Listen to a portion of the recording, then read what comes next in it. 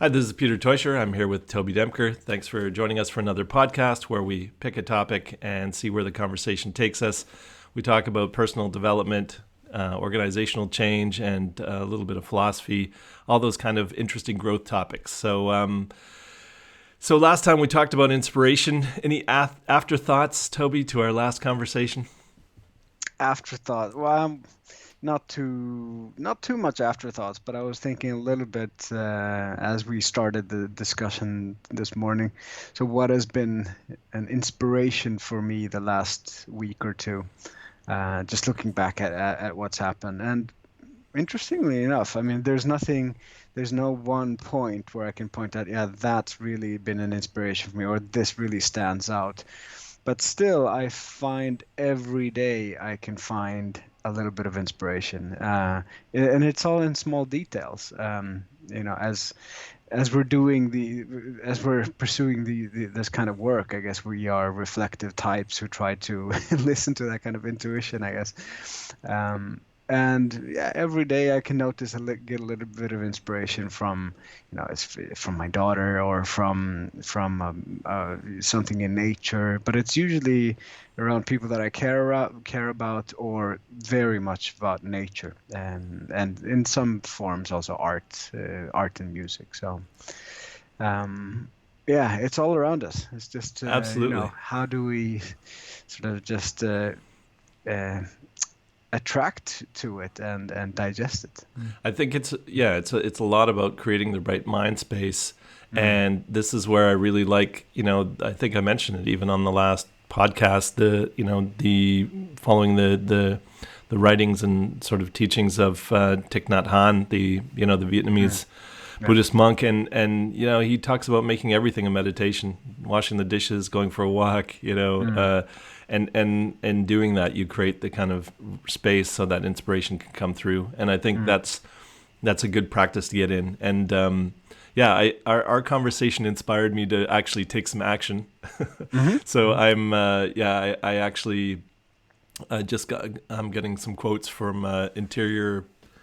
I decided to leave it to a professional because I had mentioned I want to make my office into a coaching room, so mm, that so that I find the time and create the space for more in person private sessions rather than just the corporate coaching mm, and the virtual coaching, which is fine too. I get to connect with people around the world, but I think having a space here to work with people, and then above my office is a little loft, and I want to that's going to be my office and my writing room, and okay. my future Mm. podcasting room. So I was inspired. Already, I had these thoughts already, but I think talking about it helped inspire me to sort of take the action. So Yeah. yeah, Yeah, that's important to emphasize. That inspiring is one thing, but the action part, it's it's very crucial. yeah, What we talked about approach motivation, I think, right? So, yeah, yeah, absolutely, absolutely. yeah. Those three elements of motivation. Yeah, Cool. and actually, well, one more thing that kind of stood out for me was so I'm taking another course in sort of teaching in higher education. That is a part of my lecturing at the university, and I revisited a model or a text that I have worked with for, I don't know, more than 10 years. But all of a sudden, we talked about this model, and I got another perspective on it. It just shed some light on it from a different angle, and that to me was really inspiring. When you see something that you know by heart. I mean, I've been working with it for so long, and it's in my bones. But then with a slightly different perspective, it opened up so many new meanings to it, and that was really inspiring. And I thought like, oh, how can I utilize this in my teaching or facilitation? And it's gonna it's definitely gonna raise the quality of my work, I think. So that was very inspiring to me. Oh, fantastic. Mm. Good. Well, as always, you and I seem to get the most out of our conversations, so uh, Oh, you're very which welcome. is a good reason to do this. Mm. Great. So my turn to pick a topic, and this one's a bit more philosophical, but it's something that's been on my mind for a couple of months now, actually. So I've formulated it as a question, and the question is, who are you becoming? So who am I? Who Mm. are we becoming? And I find that a lot of people, we've just started a new year. A lot of people set goals for themselves, and just for anyone who reads my blog, I've written a blog about this. I'll be posting it shortly. But really, a lot of people, they set goals for themselves, and they have all these things they want to achieve, whether it's in the short term or in the long term, and it's all about achievement and trying to hit certain milestones, and and I think what people don't really look at is, okay, who will I be when I achieve that goal? Mm. And we're constantly, change is the one constant in life, and so we're constantly evolving and growing. Hopefully, Mm. stagnation is not a great space to be in, and so the question is then, okay, well, what is all this leading to? Who am I becoming? Who am I? Who do I want to evolve into? Because, I get people who come to me for coaching who will have ticked all these boxes because they were trying to achieve things in their life, and then they realize, well, it's not that I'm not happy with my partner, or I'm glad that I've got kids and I do have a great career, but I'm still not happy, right? They've ticked up all these boxes, Mm. and Mm. and I think they haven't found themselves in all the doing, and they haven't taken the time to sort of, for that self-realization, and so, at whether it's in your mid 30s, in your 40s, or whatever age you decide to start looking inward rather than these external achievements, then you Mm. start to ask the big question. The ultimate question for me is, who am I, right? And so, but that's another topic. But this whole idea of, you so when I achieve this goal, who am I becoming? When I, with these, the way that I'm living my life, who am I becoming? If I continue Mm. at this pace, we talk about that from a health perspective. If I continue to, drink excessively and smoke or do whatever. I've never been a smoker, so I don't know. But whatever it is that you're doing, if I continue to work this hard at this pace, Mm. what will become of me, right? And Mm. but on the positive side, if I have a meditation practice, if I do yoga or I exercise regularly, and having that vision of who you ultimately want to be, even if you're, you've probably talked to clients about vision, right? And it's Mhm. often the vision is not something even achievable, but it's something you're striving towards. You may Mm. never get there, but it's something to strive towards. And so having this, this idea of who am I becoming, obviously that's continued. There are always going to be moving goalposts. It's always going to be changing because you're going to continue to grow, Mm. arrive, grow, and arrive. Mm. And I think seeing that process and getting a sense of where some of that is leading to is an important question to ask. Yeah. Yeah. I mean, that's something that I guess I think a lot about, and yeah, in my coaching and in my work, it's something that is quite central. Um, I remember where I would come from is this model or a mindset maybe that I've been working a lot with is very simple to say. So it's be, do, have, right? So be is your being is your initial kind of yeah, your being. Who are you? What are your values? A lot of these things that we've been talking about. Is that connected to Uh, authenticity? Yeah, definitely. I Mm? mean, your awareness of your being, that's then Yeah, you're able to be authentic, right? But yeah. it's that awareness. And then it's very then the second piece of it is the doing. So what are you doing? What are your behaviors? What are your habits, your patterns, etc. And then it's the have. So what do you have? What do you want to have, etc. And very often, and maybe that's what you're saying as well, but very often clients or people or ourselves as well, we're focusing very much on the have. So I want to have this, I want to have a fitter body if you're talking about these New Year resolutions, or I want to have more money or a bigger house or whatever. But then if that's the focus, then it's very easy that we're losing track of what we're doing, and even more scarily than, who are you really? And same thing when we teach leadership at the university, we have this model around intelligent career theory, which the focus point is, yeah, who are you? What's important to you? And to have a real clear understanding and awareness and have that as a foundation, um, to understand that first of all, but then from there, so what are you doing to whatever you want to have or whatever you want to become? Because of course, I agree to that your being doesn't have to be a fixed state, right? Hmm. We are transformative. We can change, but it's really important to have a clear understanding about the starting point and the basic elements of who you are, what you like, what's important, what's your motivation, purpose, all of these things that we've been talking about. Yeah, and I think my point was also that our environment.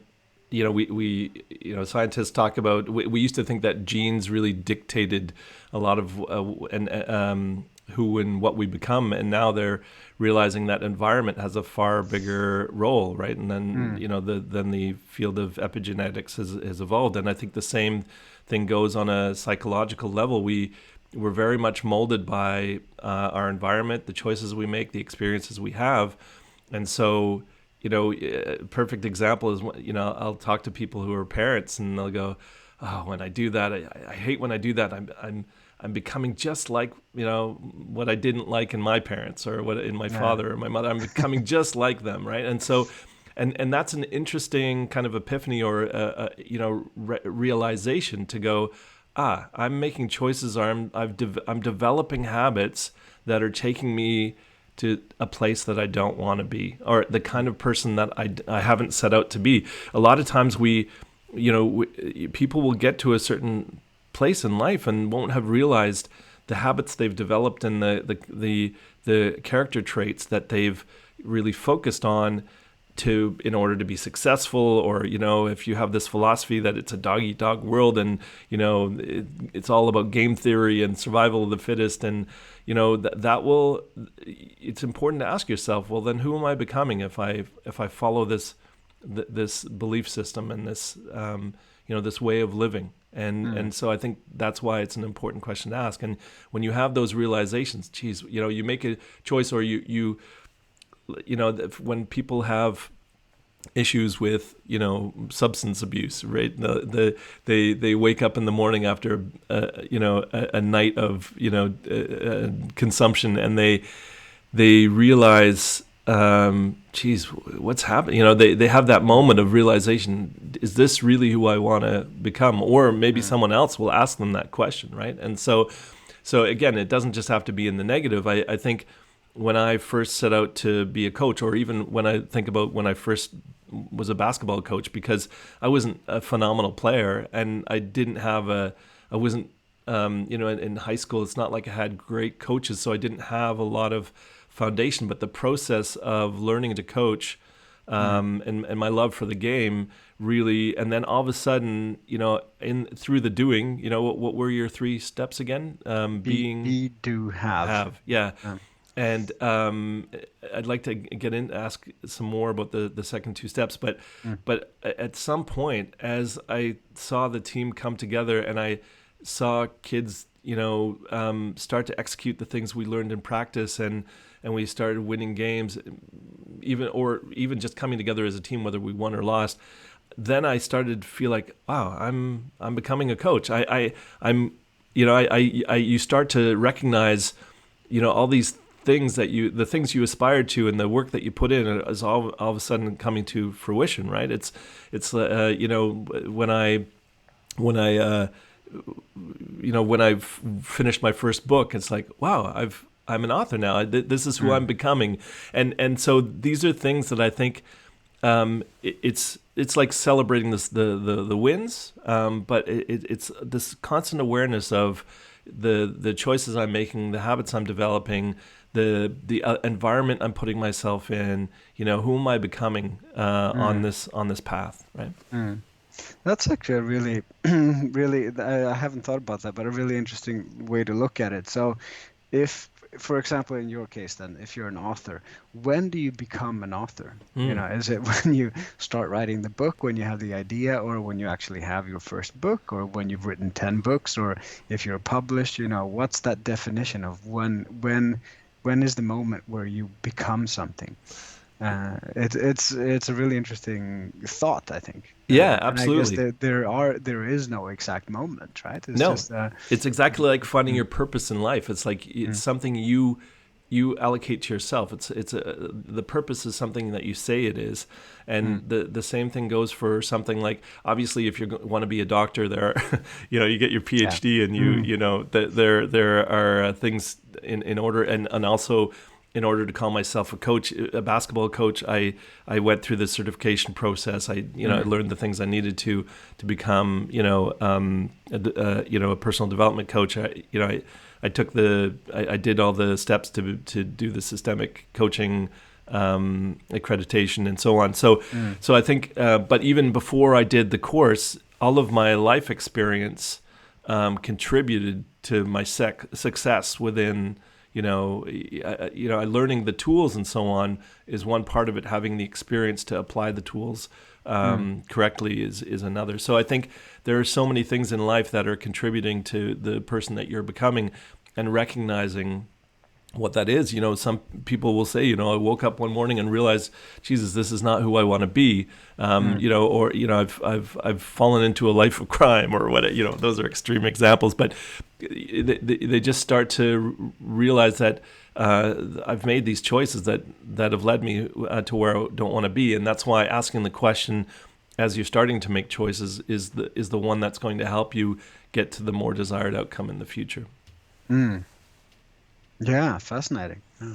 So tell me more about the be do have. So I understand the being and the doing, and then how do you then equate that to the have?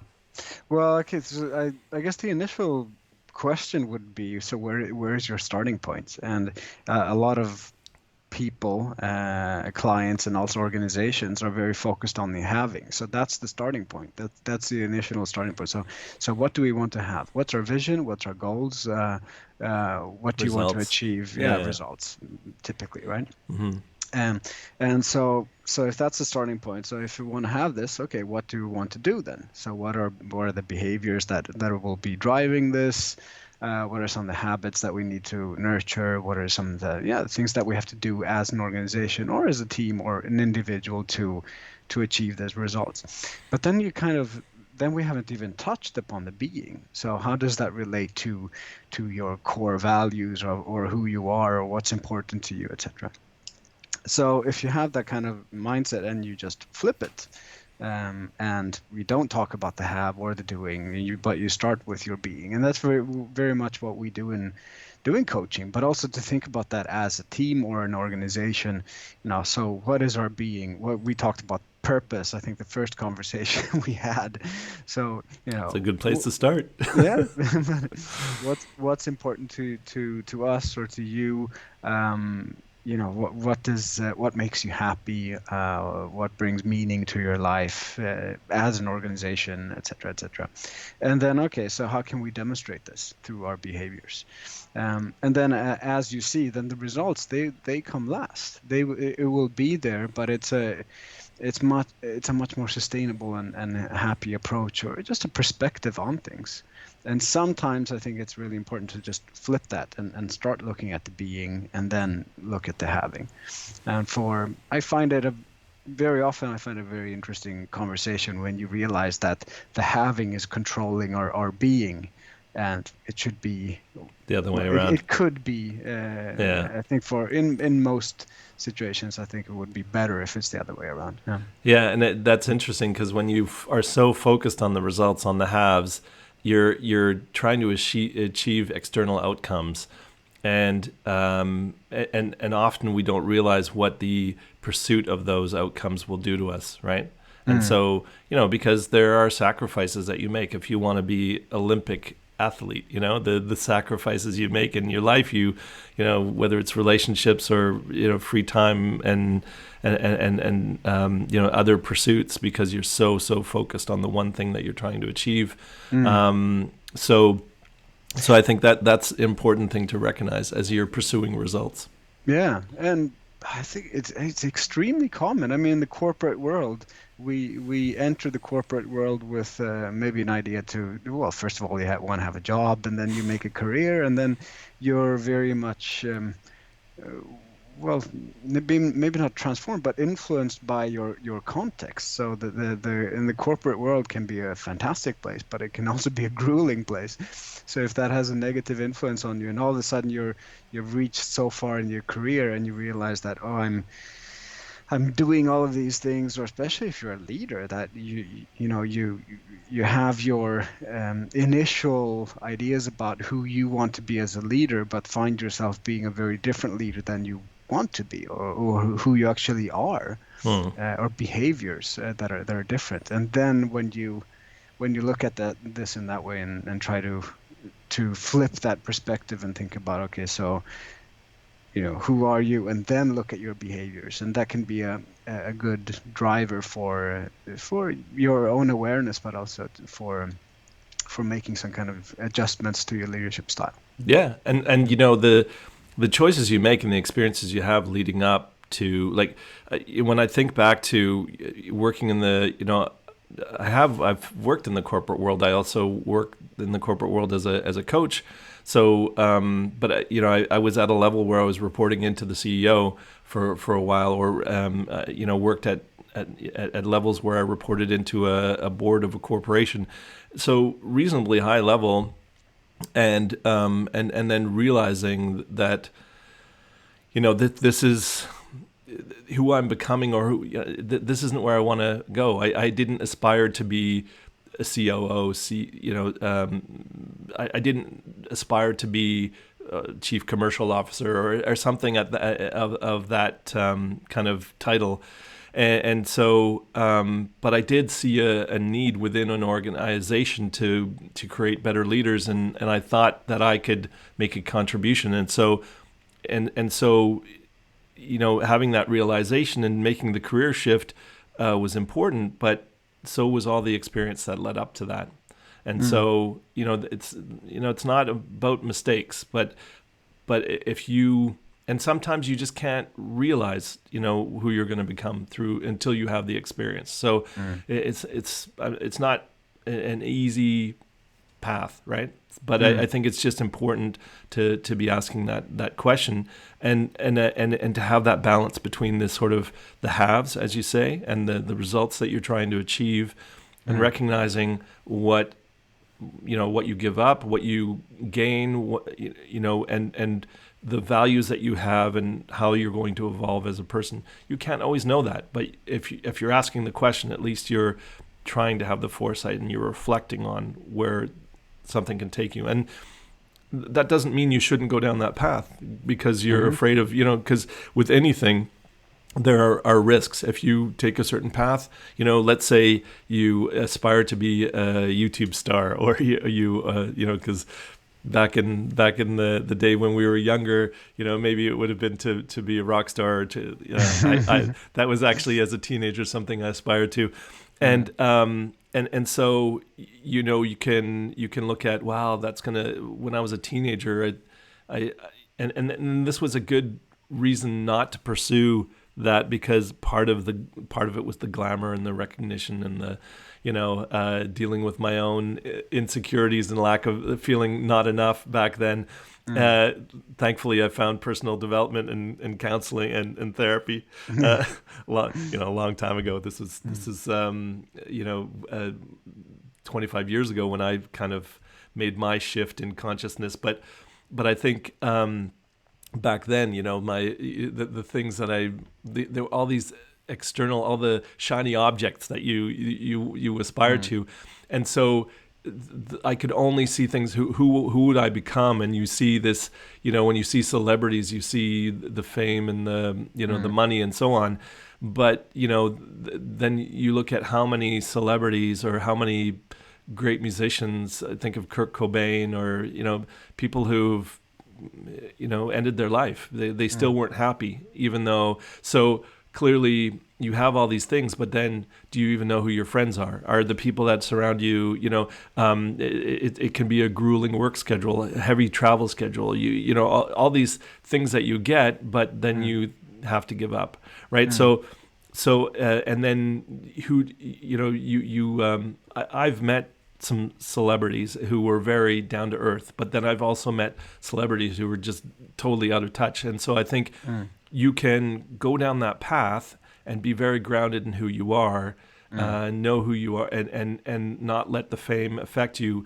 Or if you're not really grounded, you can believe all the hype and totally lose yourself in this persona that's not really you, right? So those are just a few examples. Yeah, no, and makes me think about, again, where's the point, the tip over point? And now if we're talking about becoming, so when do you become a musician?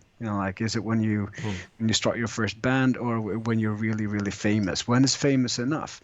Imagine how many fantastic musicians there are on this planet that are completely unfamous to all of us, and they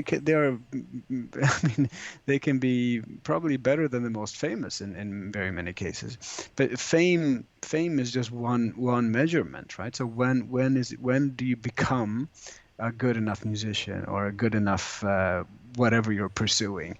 If you're very clear in what's important to you and why you're pursuing this, then fame is just another measurement. And I think for a lot of people, and maybe for most people, it's not something that that is aspirable, that can bring more negative than positives to your life, depending on. But absolutely, you can say the same thing about wealth, right? So you look at the billionaires, and I've had this conversation with people, and they when you look at someone like Jeff Bezos, and he's built an incredible business, but then you hear all these things about how some workers are treated, and the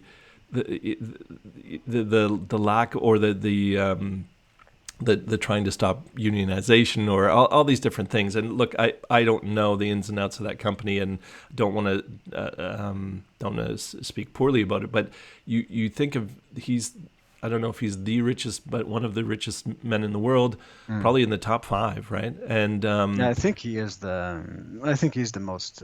Recently I thought it was Elon Musk, right? Because the value, based on assets, right? Because it's always the value of your shares in your company.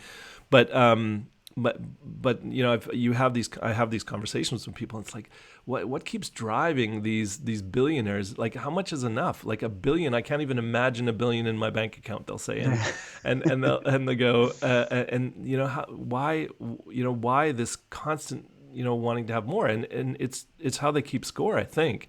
And what drives some people is not the money, it's the success, and people just get into this mode of especially when you're an entrepreneur and you've built up a company, and you stay in that mode of being hungry and always growing without ever asking yourself, what it's for, right? It's just more, right?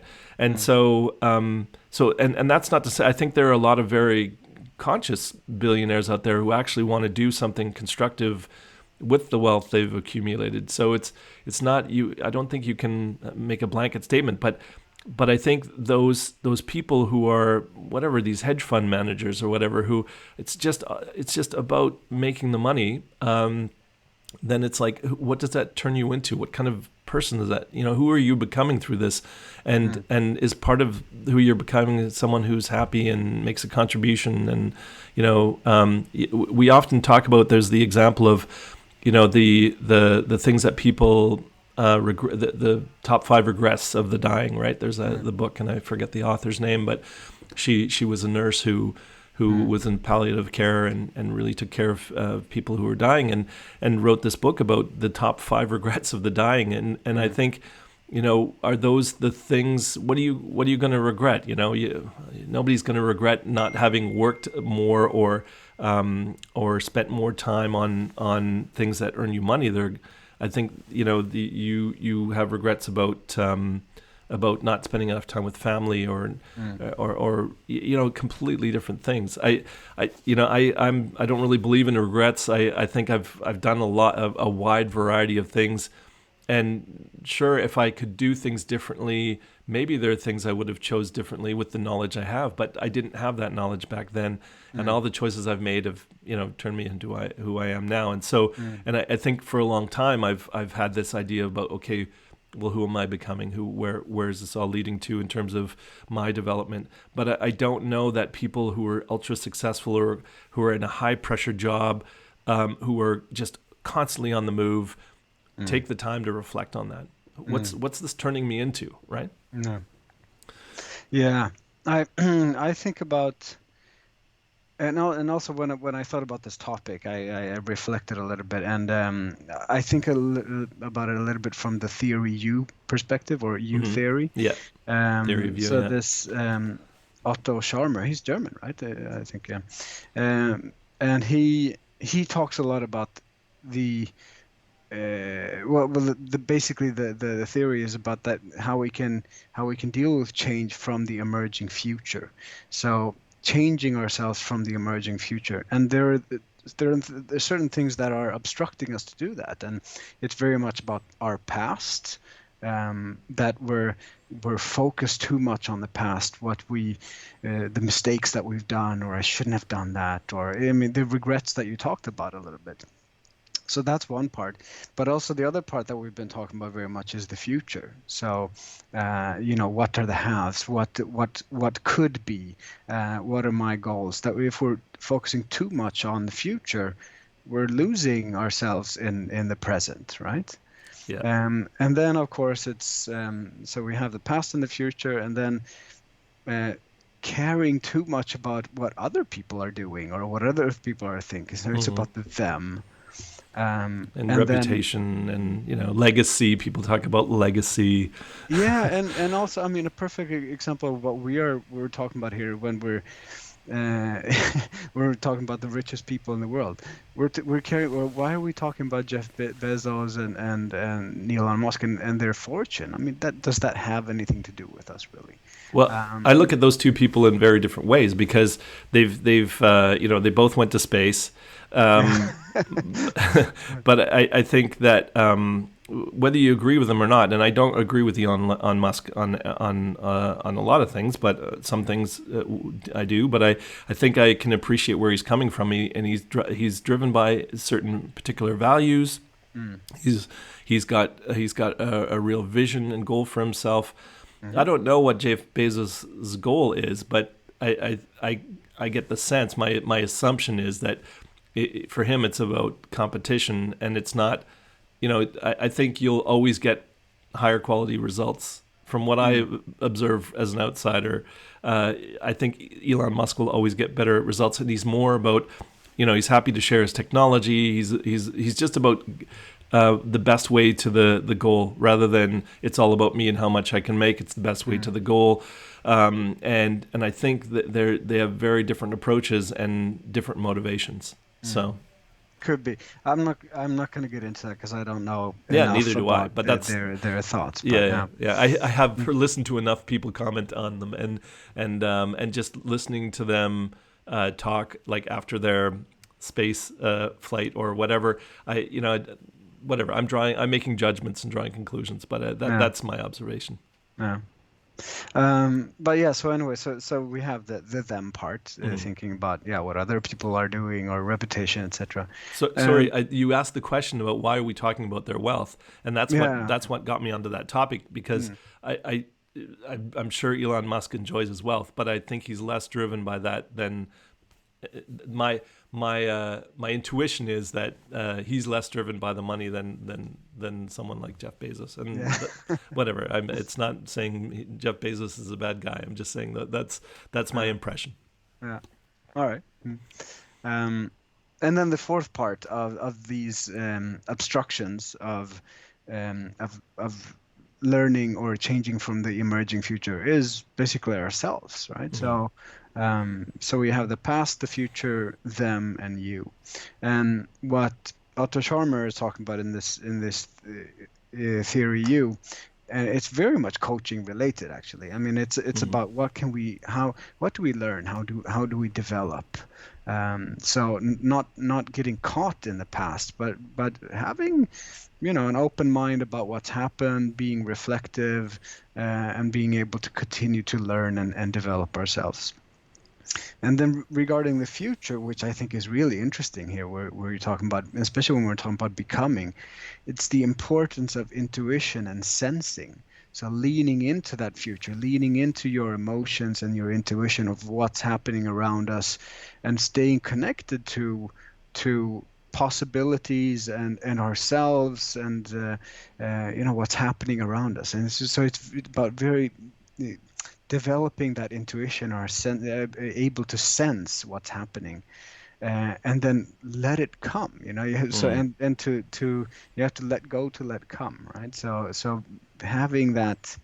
I mean, it's very easy to say and very difficult to do, but there are certain things that we can do here. So, and one of these things is about them, how we sense and connect with other people, is our ability to listen. He focuses so much on the deep listening, generative listening, to be able to really listening in on a generative level where you can hear much more than is just what is being said, and that's also part of the intuition and the sensing part, right? Yeah, and all of your power is in the now. I think it's I don't know how many millions of copies Eckhart Tolle's The Power of Now is sold, but obviously it's reached a lot of people, and because all of your power is in the now, so that's why the question is important, because if you realize who you've become,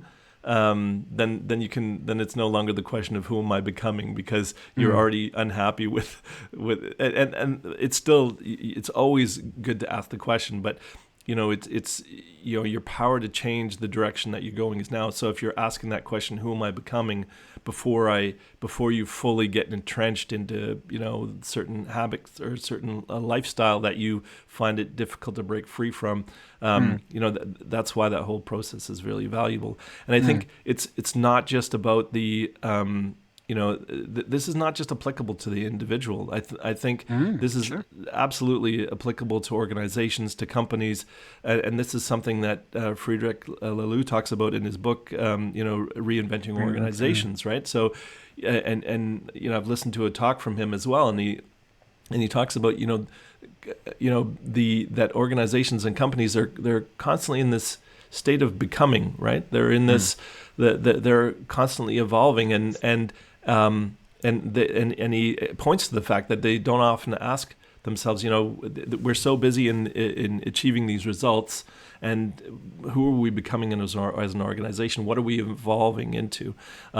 So I think you can look at that from a company perspective, an organization, but even from a society, right? When you look at, if people, some of the worst times in human history, when you just when humanity's done really bad things, if people would have stopped to go, what are we turning into, right? I even get a sense of some of that now when you look at the news and you see extreme things being done to people around vaccination or whatever, right? And there are these, it's like, it's sensational.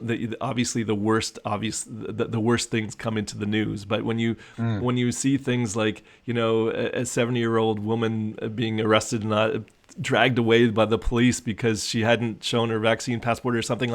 That seems a bit crazy. And it's like, where are we going as a society when we do that? Or so much fear that people are immersed in, where there was a story out of the UK where a woman, her son had tested positive and went to a PCR site to get another test, and had locked her son in the trunk of the car.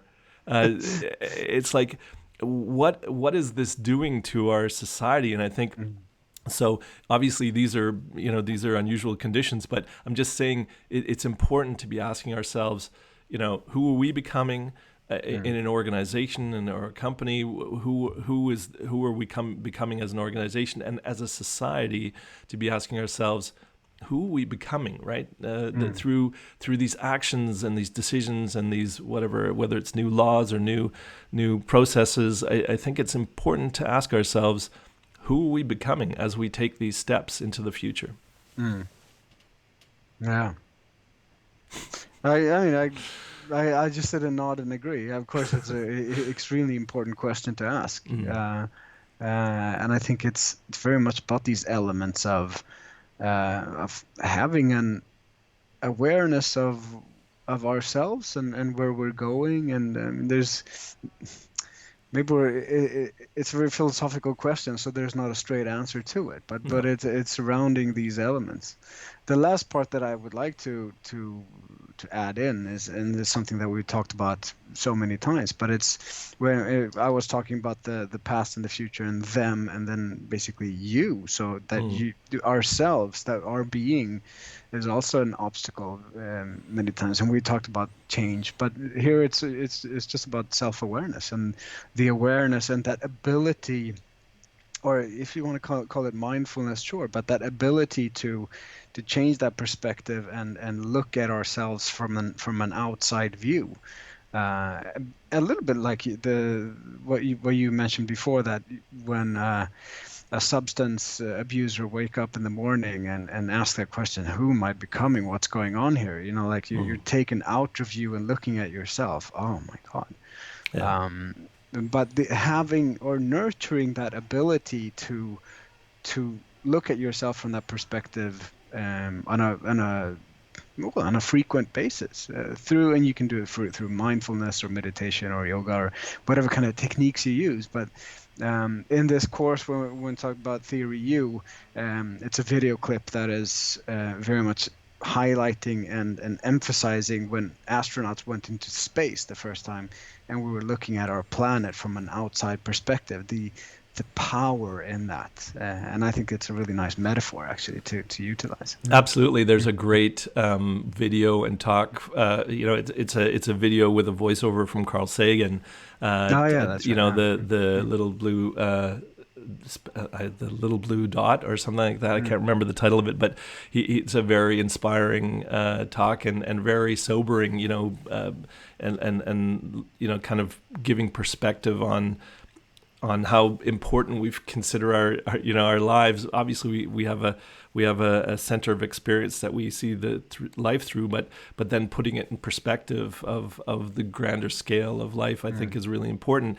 And I just gave a few negative examples, but it's also a great exercise you can do in some of the positive things, where we look at the positive things we've that maybe societies are doing, and going, yes, this, we're becoming who we want to become. Like, I think back to when, slavery was finally abolished, or, giving people equal rights and improving our human rights in the world and all of these things, or reducing poverty. And I think when there are a lot of positive things that we can. Steven Pinker has his book, the Angels of Our Better Nature, I think is sorry if I've misquoted the title of the book, but there are a lot of things that we are doing right, and so. To go, who are we becoming when we're doing this? And then, yes, I want to do more of this, right? I think you can use it not just as, I don't mean this to be an avoidance strategy. I want to avoid this or that, it's also a good way to reflect on, yeah, these are the things I'm doing right, and these are the things that are going to help me become who I want to become, right? Mm. Yeah, and I think we mentioned that many times, that the power of acknowledging what's working right. Call it positive psychology or strength based, or whatever. But in acknowledging and celebrating what's working, and emphasizing that, that's a real driver for becoming, or for a change, right? So Yeah. I love these kind of positive news, and I guess everybody does, when you see, that pandas are not extinct, or whatever it is, right? It's like, oh, we're succeeding in something, and we're doing some things right, so maybe we should do more of it.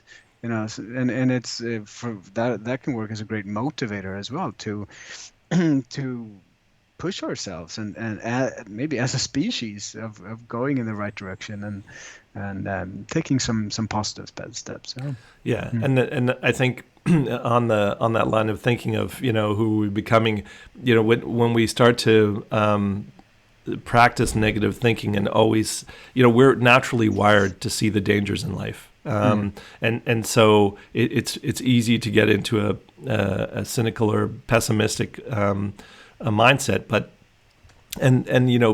people who are optimists will get criticized too for being too naive, or not seeing the challenges. But I think having that healthy combination, yeah. and making sure that you don't become this bitter, unhappy, like this.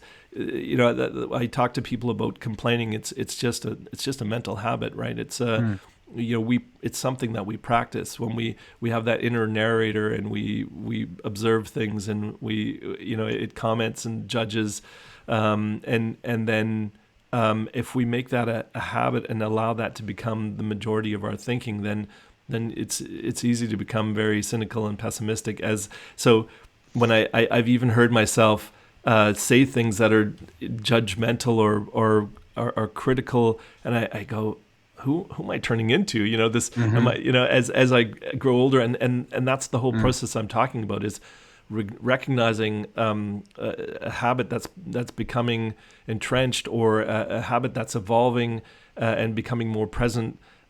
These are things to recognize, and make sure that you can make the corrections before it's too deeply ingrained in your character, right? And so and by the same token, going, if I'd like to do this often, I felt really great when I did this, and I want to be a very fit, healthy person as I get older, and so I can just see myself through a yoga practice, meditation, nutrition. The habits that I've developed just in the last 10 years that's helping me become. Those are the positive things that I want to reinforce. That this is something. This is the person that I'm becoming. The learning. I find that the more I learn, the more I want to learn. I'm way more open to learning than I was as a teenager, and I've just found this whole love of gaining understanding, gaining knowledge, and so and then I can see where that's leading to, and so those are the things that confirm and help maintain a motivation to continue doing those things. So this question of who am I becoming can be a positive motivator, as well as a help in reflecting and sort of finding a new direction. Yeah, definitely. And also that awareness of that we make mistakes. We are not perfect. We're all on our journeys to becoming, our hopefully a better self. But every single individual is on that journey, right? So cut ourselves some slack, but also maybe more importantly, cut others some slack. So I mean, I think we mentioned a few times on just in this conversation that it's very easy to judge, and we judge ourselves and we judge others. But I think it's fascinating when you meet people they haven't seen for like a long period of time, say 20 years, and you can recognize, of course you recognize the same person, but it's always been a very big, surprising, very often positive transformation of the individual. That Yeah. we're becoming something better all the time. But Yeah. we make mistakes, but we have to, learn from that. But then having this practice of reflection to become even better. Yeah. And I think what I'd also like to add is that, it's great to have a clear vision of where you want to go, but not to have it be too rigid, because people will say, well, I always wanted to aspire to be this, but who they are as that successful actor, writer, scientist, politician, whatever you aspired to be, or some people will say, I never thought I'd be in this role, right? I never thought I'd be in this position in life. And they hadn't planned it out, but all the little steps they took led to them being there. But even if you had a very clear view of who you wanted to be and what you wanted to do, the path there will definitely be much different than you ever expected. And even in the being that, achieving that and actually living it from the idea and inspiration to actually living it, the experience will be completely different than you expected it would be. And I think that's an important thing to remember, that it'll never be exactly. And so it's not about being, it's important not to be disappointed with the outcomes. It's just, that's more feedback. That's more data to help you make decisions in the future. And when you talk about mistakes, I acknowledge when I feel like I've made a mistake, but I like to avoid using that term, because what is a mistake other than just it's a choice we made with an outcome we weren't happy with, and so it's just more feedback in order to make a correction, right? And obviously, some choices have graver consequences than others, and so that's why having foresight is helpful, before you make certain moves. But I'd say, many of the kind of the decisions that we make, it's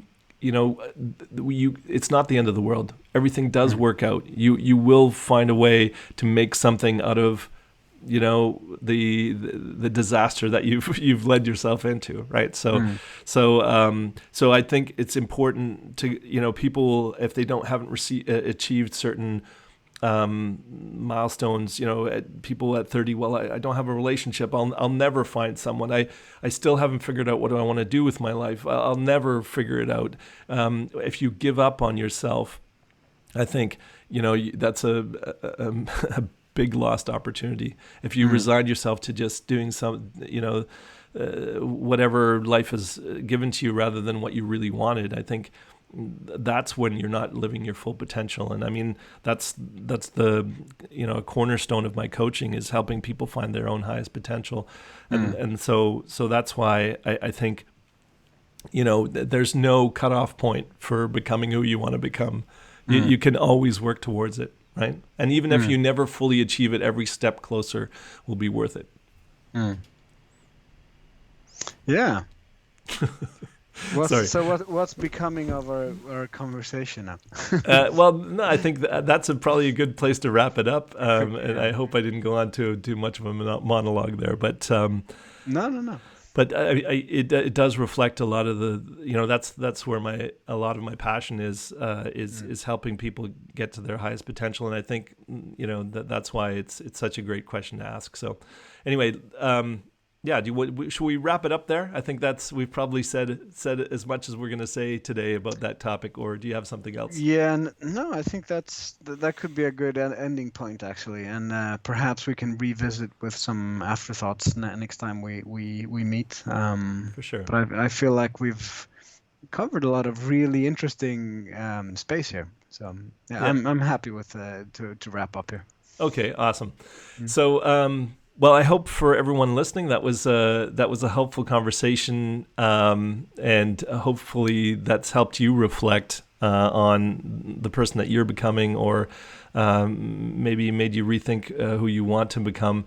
Again, we're having these conversations and sharing them because we want to inspire other people. But for me, it's always great to. Yeah, this has been something that's been percolating in my brain for months now. It's something I've considered obviously for years, but But getting a chance to talk about it again has really just anchored it and reinforced some of the ideas. So thanks same here. thanks for having the conversation. Just talking about it makes you revisit a lot of ideas and old theories and stuff that you maybe knew before, and you revisit them and you bring it back to the surface. It's great. Yeah. Yeah, the theory of you is one I haven't thought about in a while. So so thanks for reminding me of that. But great. Okay, well next time, Toby, it's your choice of topics. I'm looking forward to your suggestion. I have no idea what it's going to be, but you'll get the inspiration. Yeah. Great. Well, thanks again for everyone tuning in. Until next time, stay safe, take care of yourself, and thanks again for joining us. Ciao.